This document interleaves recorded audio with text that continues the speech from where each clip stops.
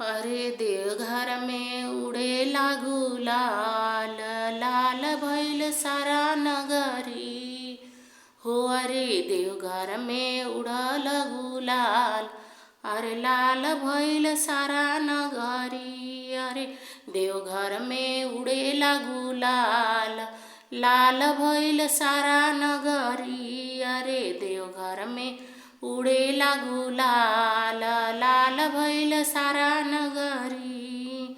अरे उहे गुललवा हो ब्रह्मा उड़ावे, ब्रह्मा उड़ावे हो ब्रह्मा उड़ावे। उहो गुललवा हो ब्रह्मा उड़ावे, ब्रह्मा उड़ावे हो ब्रह्मा उड़ावे। अरे सरस्वती मैया के साथ लाल भइल सारा नगरी। अरे सरस्वती मैया के साथ लाल भइल सारा नगरी हो। अरे देवघर में उड़ेला गुलाल, लाल भइल सारा नगरी। अरे देवघर में उड़ेला गुलाल, लाल भइल सारा नगरी हो। अरे उहे गुललवा हो विष्णु जी उड़ावे, उहे गुललवा हो विष्णु जी उड़ावे।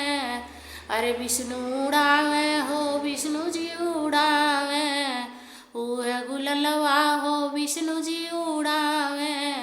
लक्ष्मी मैया के साथ लाल भइल सारा नगरी।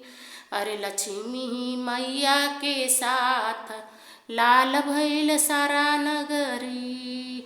अरे देवघर में उड़ेला गुलाल, लाल भइल सारा नगरी। अरे देवघर में उड़ेला गुलाल, लाल भइल सारा नगरी।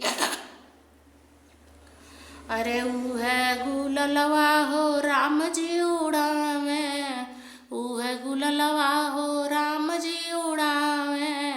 राम जी उड़ावे हो राम जी उड़ावे, उहे गुललवा हो राम जी उड़ावे। सीता मैया के साथ लाल भइल सारा नगरी। अरे सीता मैया के साथ लाल भइल सारा नगरी। अरे देवघर में उड़ेला गुलाल, लाल भइल सारा नगरी। अरे देवघर में उड़े रे गुलाल, लाल भइल सारा नगरी। अरे उहे गुललवा कन्हैया जी उड़ावे, उहे गुललवा हो कृष्णा जी उड़ावे। कृष्णा उड़ावे हो कृष्णा उड़ावे, उहे गुललवा कन्हैया जी उड़ावे। कन्हैया जी उड़ावे कन्हैया जी उड़ावे।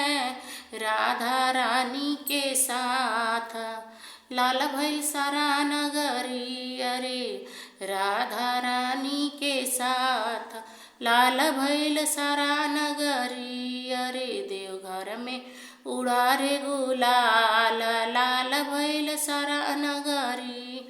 अरे देवघर में उड़ेला गुलाल, लाल भइल सारा नगरी। अरे देवघर में उड़ेला गुलाल, लाल भइल सारा नगरी। अरे उहे गुललवा हो इंद्र उड़ावे, उहे गुललवा हो इंद्र उड़ावे।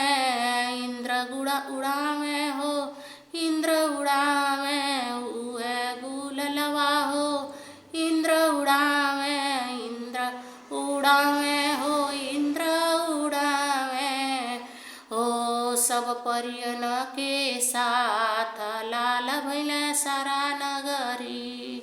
अरे सब परियन के साथ लाल भइल सारा नगरी। अरे देवघर में उड़ेला गुलाल, लाल भइल सारा नगरी। अरे देवघर में उड़ाल गुलाल, लाल भइल सारा नगरी हो। देवघर में उड़ेला गुलाल, लाल भइल सारा नगरी।